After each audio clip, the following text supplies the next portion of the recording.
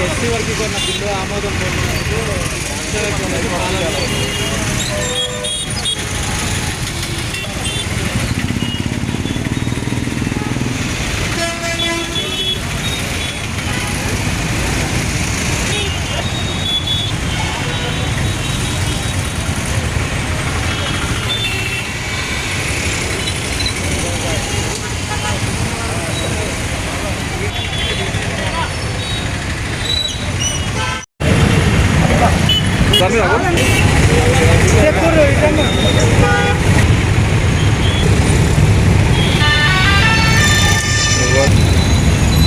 అన్నా మీరు కొంచెం అంట్లో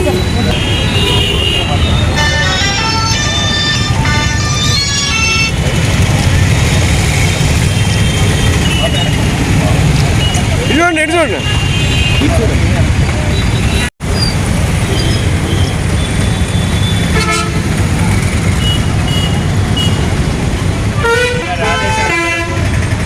ఈరోజు జరుగుతున్న ప్రోగ్రాం అసెంబ్లీలో రేవంత్ రెడ్డి గారు ఎస్సీ వర్గీకరణ బిల్లుని అమలు చేయకుండా ఈరోజు ఈ ప్రోగ్రాం పాలన చేయగా నిర్వహించుకున్నాము. ఇక్కడికి వచ్చిన వేణుగోపాల్ గారికి, సీనన్నకి, ఇంప్రెంట్ అభి గారికి, శంకర్,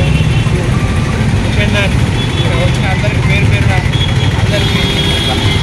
వెంకన్న, బాబయ్య వచ్చిన పేరు పేరున అందరికీ ధన్యవాదాలు తెలియజేస్తాం. కార్యక్రమాన్ని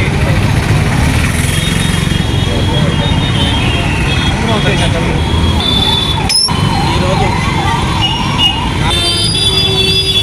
రామారెడ్డి గారు మరియు ఏఐసిసి సభ్యులు కళారెడ్డి గారు రాష్ట్ర నాయకులు మార్కెట్ కార్యదర్శి కుల వేణారెడ్డి గారు ఆదేశంలో కోటి భాస్కర్ గారు ఈరోజు పట్టణ కాంగ్రెస్ ఎస్సీల ఆధ్వర్యంలో శ్రీమతి నారాయణ గారి ఆధ్వర్యంలో ఏబిసిడి వర్గీకరణ చట్టసభలో చేసినందుకు యాదనమండలో గవర్నర్ గారు ఆమోదంతో చేసినారు. కాబట్టి వారికి